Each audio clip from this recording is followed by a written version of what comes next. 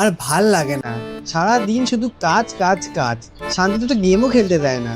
ওনার মেয়ে খালি খাবে আর ভাট বকবে, আর সব কাজ আমাকে দিয়ে করাবে। নাও ধরো। বাহ।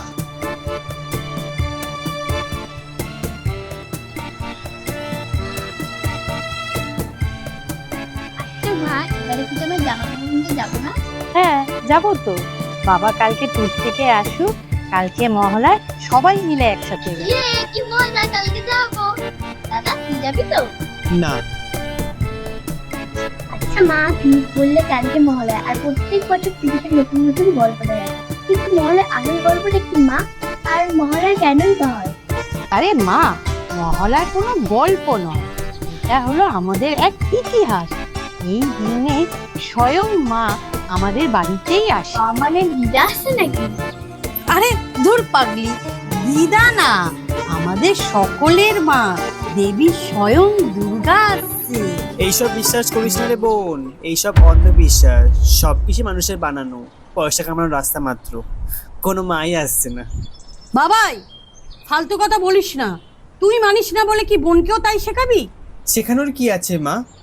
ও যখন বড় হবে তখন নিজেই বুঝতে পারবে দুনিয়া আসলে কি। তোমার মা কি সত্যি আছে? তাহলে আসছে না কেন? কেন ও নিরীহ মানুষের বারবার শিকার হবে? তোমার মা কি এতই নিষ্ঠুর যে মেয়েদের সঙ্গে প্রত্যেকবার একই ঘটনা ঘটে যাচ্ছে? কোনো মেয়ে তো এখন ঘর থেকে বাইরে সেফ ফিল করছে না, অনেকে আবার ঘরেও সেফ থাকে না।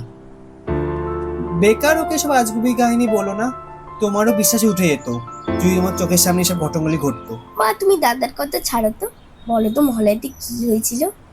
তাহলে শোন, এই কথাটা আমাকে আমার ঠাকুমা বলেছিল, সেটাই তোকে বলছি।